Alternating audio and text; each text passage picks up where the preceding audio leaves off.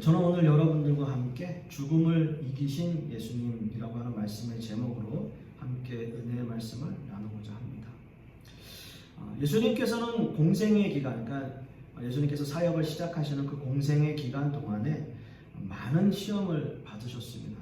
여러분들께서도 너무나 잘 아시는 대표적인 이야기로는 예수님께서 마귀에게 이끌려서 광야로 나가셨고 거기서 마귀에게 시험을 받는 그러한 장면 여러분께서 너무나 잘 알고 계시죠.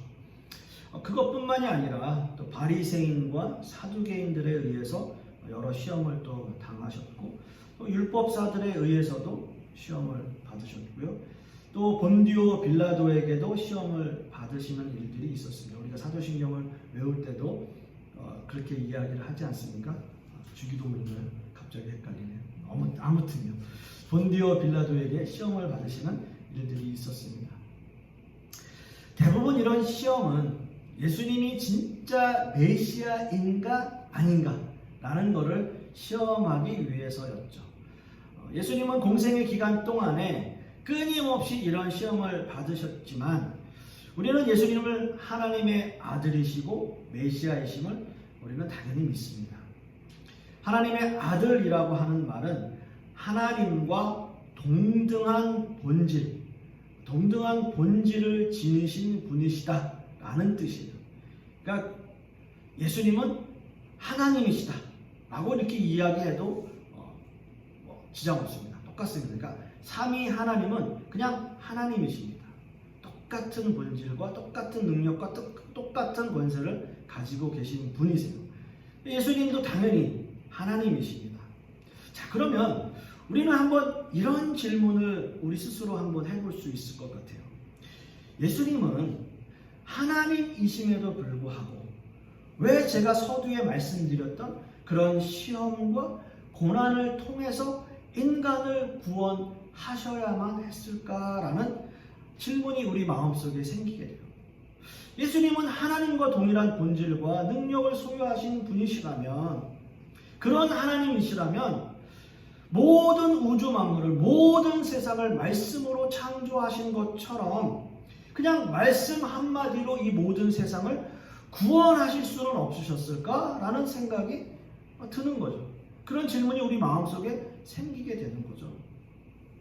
그런데 왜 예수님은 아기 예수로 이 땅에 오셨고 그것도 누울 자리가 없으셔서 말 구유에 누이시는 그러한 상황들까지 생기게 되었고, 그리고 30년이라는 그 세월 동안에는 그냥 일반적인 삶을 사셨어요. 그냥 일반인의 삶, 그냥 몫으로서 사신 거예요. 그리고 3년, 그의 나이 30세 이후에 3년 동안에만 공생애를 사신 거예요. 그래서 우리는 성경에 보면 예수님의 어린 시절 이야기는 아주 일부분에 불과해요. 그 30년 동안의 일반적인 삶에 대한 내용은 성경에 없어요, 거의. 그리고 공생애에 대한 기록만 있는 거예요. 그런데다가 인간이 느끼는 가장 큰 고통스러운 처형인 그 십자가에서 처형을 당하셨어요. 그리고 신자라면, 기독교인이라면 이 모든 상황을 다 믿어야지만 구원을 받는다라고 이야기해요. 그렇잖아요, 여러분? 예수님의 이런 모습들을, 이런 상황들, 예수님께서 겪으신 이런 일들을 우리는 다 예수 그리스도께서 그렇게 하셔야지만 우리를 구원하신다라고 하는 이 모든 상황들을 다 믿어야 우리는 구원을 받습니다. 우리 그렇게 믿어요. 자, 이런 질문들이 우리 안에 자꾸 생기게 되는 거예요.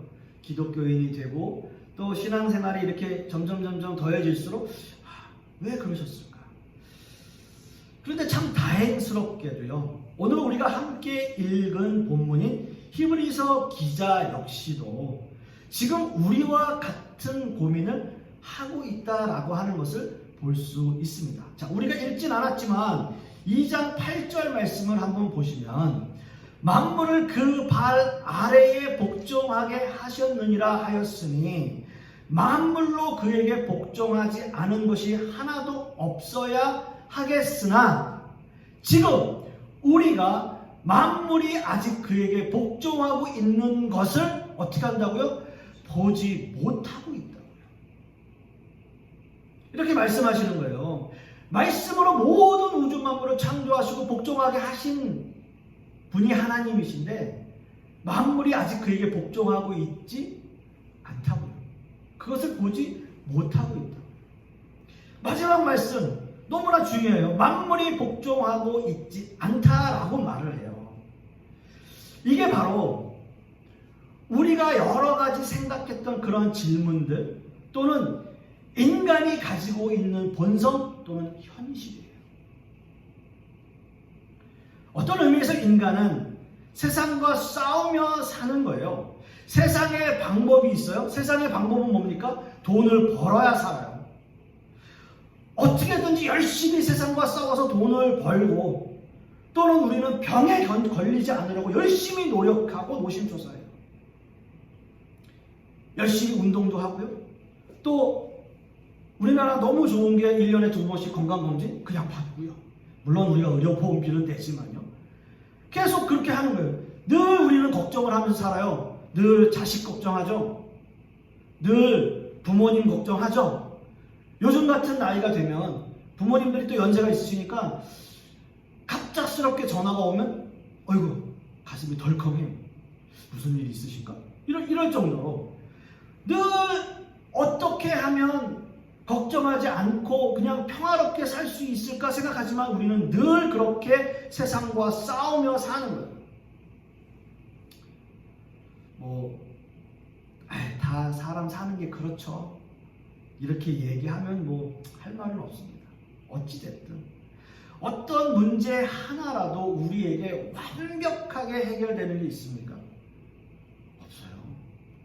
없어요. 걱정거리 하나 없이 사는 사람 있습니까? 그렇게 살 것 같이 보이는 사람도 아니요. 뭔가 있을 거예요. 우리는 그렇게 세상과 싸우며 살아요. 그게 인생이에요. 그게 우리의 삶이에요. 거기다 기독교 신자라면 무언가 신앙에 대해서 우리의 삶에 대해서 더 고민하게 만들어요. 그게 우리의 삶이에요. 자, 그런데 여러분 이 모든 문제의 근원은 과연 어디에 있겠냐라는 거죠. 어디에 이 모든 문제의 근원이 있을까요?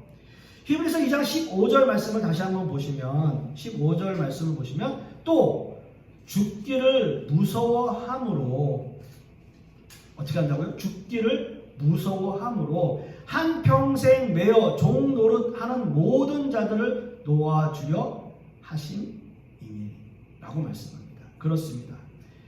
이 모든 문제의 원인은 어디에 있다고요? 바로 죽음이라는 거예요. 죽기를 무서워하기 때문에 한평생 거기에 매여서 종노릇하고 있다라고 히브리서 기자는 이야기합니다. 자, 죽음에 대한 두려움으로 인해서 우리는 세상의 노예로 살아가고 있고 그렇게 죽음이 우리를 만든다는 거예요. 노예로 만든다는 거예요. 모든 인간은 여기서 벗어날 수 있는 사람, 벗어난 사람은 없어요. 단지 우리는 죽음이라고 하는 것을 그저 잊어버리고 무의식적으로 살아가는 거예요. 그냥 잊어버리고 또는 무의식에 사로잡혀서 그저 죽음이라고 하는 것이 나와는 좀 동떨어진 것이 아닐까라는 막연한 생각을 갖고 살아간다는 거죠. 자, 히브리서 기자는 그래서 14절 하반절에서도 죽음의 세력을 누가 잡고 있다고요? 마귀가 쥐고 있기 때문이라고 말을 해요. 죽음의 세력을 잡은 자, 곧 마귀라고 했습니다. 그래서 사람은 죽음을 극복할 수가 없어요. 죽음을 극복할 수 없어요. 죽음을 두려워하며 평생 노예처럼 살아가는 것이다 라고 그래서 이야기하는 거예요. 왜요? 벗어날 수 없기 때문에. 그러나 기독교인들은 이런 일반적인 세상 사람들과는 좀 다르죠. 기독교인들은 죽음의 세력이 마귀에게 있다고 생각하기 때문에 우리가 직접 마귀와 싸우는 게 아니라 하나님이 우리를 위해서 싸우신다라고 이야기를 합니다. 그래서 본문 14절 말씀은 예수 그리스도께서 마귀를 멸하셨다라고 했고요. 15절에는 죽음의 두려움으로 종노릇하는 자들을 해방시키셨다라고 이야기를 해요. 자, 그래서 기독교인들은 죽음을 스스로 극복하거나 거기에 완전히 종속당하는 게 아니라 마귀를 멸하신 예수 그리스도를 의지하기 때문에 거기서 해방된다라는 거예요. 내가 싸워 이기는 게 아니에요. 내가 스스로 극복할 수 있는 게 죽음이 아니에요.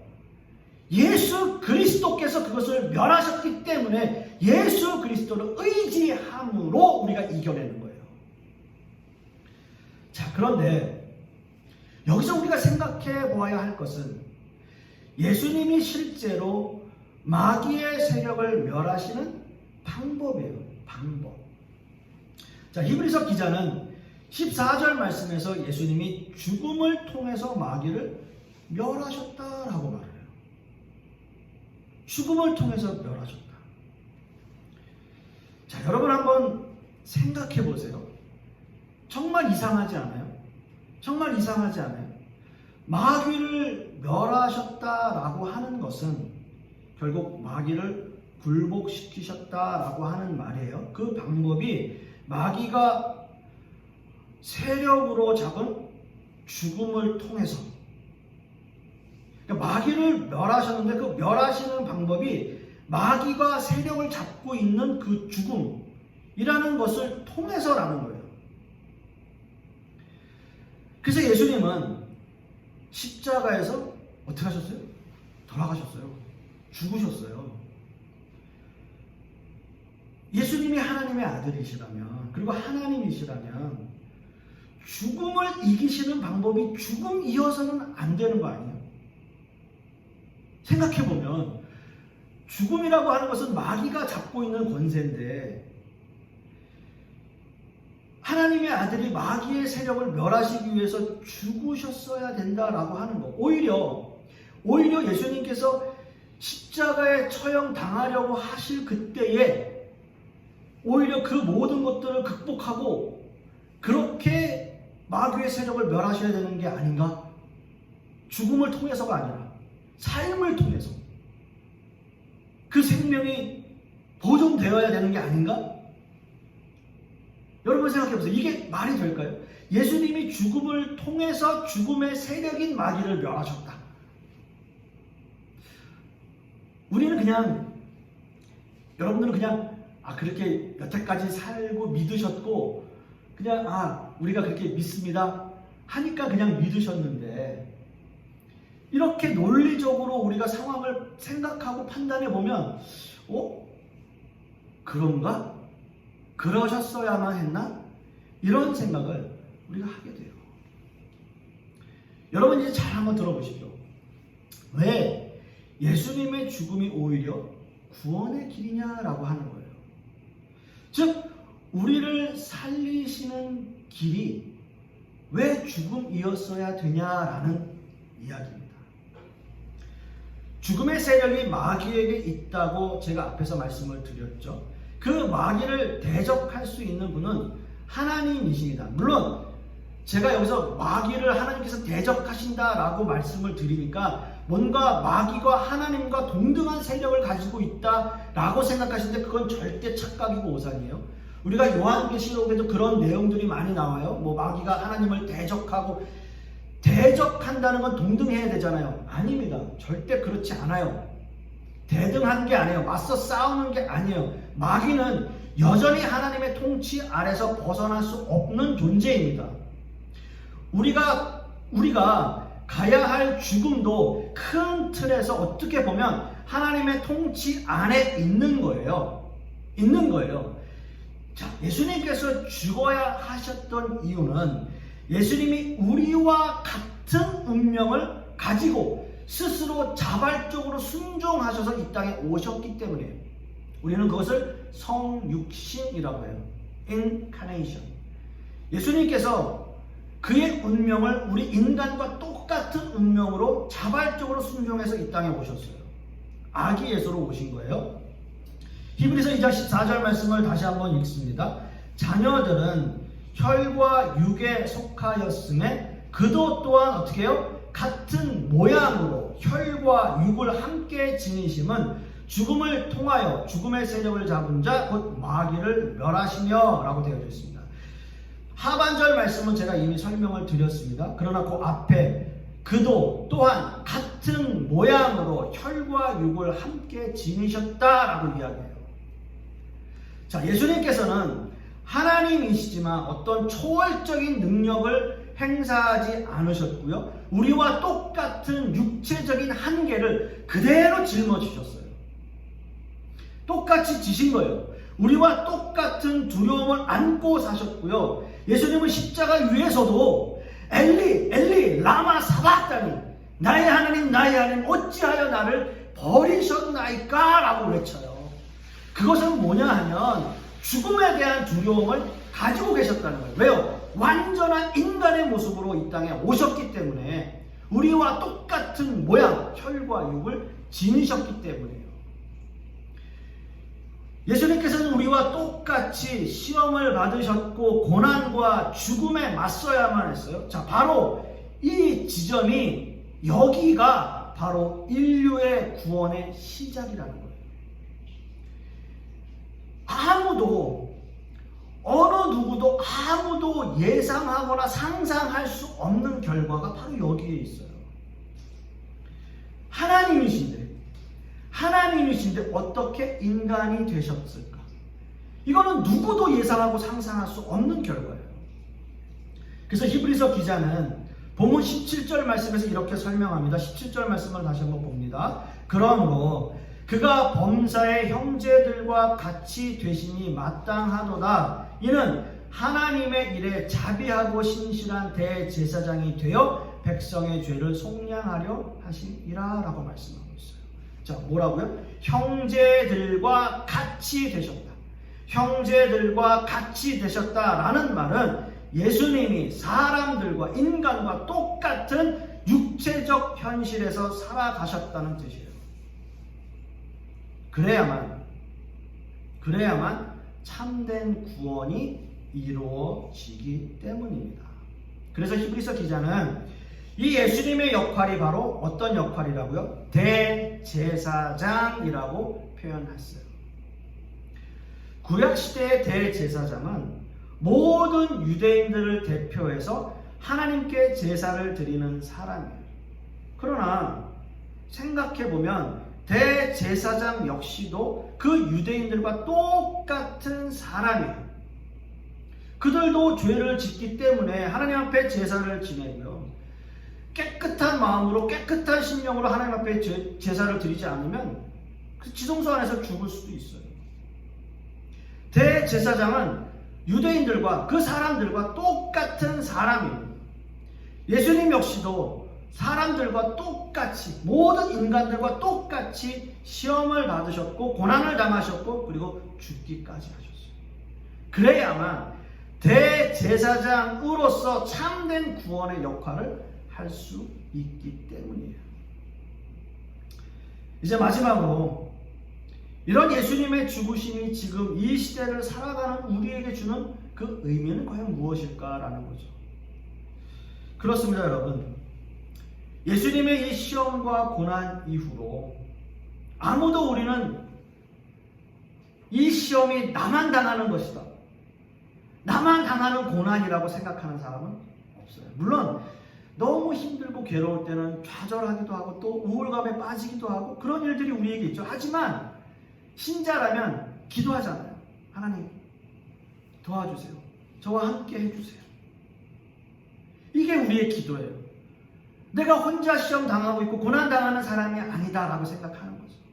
하나님이 늘 우리와 함께 하신다. 우리는 이렇게 생각해요. 예수님의 십자가 처형 이후로 우리는 아무도 혼자 죽지 않습니다. 여러분, 물론 우리가 죽음의 자리에 어느 분이 임종하시는 그 순간에 많은 가족들이 그 임종의 자리를 지키려고 같이 하기는 하지만 따라 죽는 사람이 있어요? 없어요. 그 죽는 순간은 외롭게 혼자 가는 거예요. 그러나 기독교인이라면, 신자라면 그 끝에 하나님이 함께 하시는 거죠. 하나님이 함께 하시잖아요. 그래서 어떤 분들은 그 임종의 순간에 예수님이 나 데리러 오시는 것 같아, 이렇게 이야기하는 사람도 있잖아요. 하나님께서 함께 하시죠. 그 순간만큼은 하나님께서 함께 하시죠. 믿는 신자들은 하나님께서 함께 하십니다. 천국 가잖아요. 믿는다면 천국 가잖아요. 하나님께서 함께 하시죠. 사랑하는 성도 여러분, 말씀을 맺습니다. 모든 하늘 영광 버리고 이 어둠의 현실인 이 땅에 오신, 그래서 이 땅에 오셔서 시험 받으시고 고난 당하시고 또 죽기까지 그 모든 것들을 통해서 우리를 구원하신 그 예수님, 여러분 그 예수님을 믿으십니까? 하나님의 아들이 시험 받고 고난을 당하셨으니까 우리의 인생도 하나님이 함께 하신다면, 주님이 함께 하신다면 그 모든 시험과 고난을 우리는 다 이길 수 있고요, 우리의 죽음 역시도 하나님과 함께 하신다면 우리는 극복하고 두려워하지 않고 이겨낼 수 있습니다. 힘들고 어려운 시간들이지만 이 모든 순간을 통해서 하나님께 영광 올려드리고 또 하나님만 믿고 의지하는 저와 여러분들 되실 수 있기를 간절히 소망하겠습니다. 기도하겠습니다. 아버지 하나님 감사합니다. 예수 그리스도께서 인간의 몸을 가지고 이 땅에 오셔서 그 모든 것에서 이기시고 승리하셨기에 우리는 이 세상을 넉넉히 승리하며 이기고 살아갈 수 있습니다. 그런 주님을 더욱더 믿고 의지합니다. 힘들고 어려운 이 시간들 속에서도 하나님이 우리와 함께 하심을 믿고 의지할 때에 우리에게 힘 주시고 능력 주시옵소서. 이 모든 말씀 우리 주 예수 그리스도의 이름으로 기도하고, 이제는 우리 주 예수 그리스도의 은혜와 아버지 하나님의 극진하신 사랑과 성령님의 내주 교통하심이 오늘 말씀을 통해서 죽음을 이기신 예수 그리스도를 믿고 의지하며 또 우리 또한 이 세상 가운데 그 모든 것들을 이기고 승리하기를 소망하는 우리 하나님의 백성들 머리 위에, 그 자녀들 위에, 또 그 사업과 직장 위에, 그리고 우리 풍요로운 교회 위에 이제로부터 영원토록 함께 있을지어다. 아멘.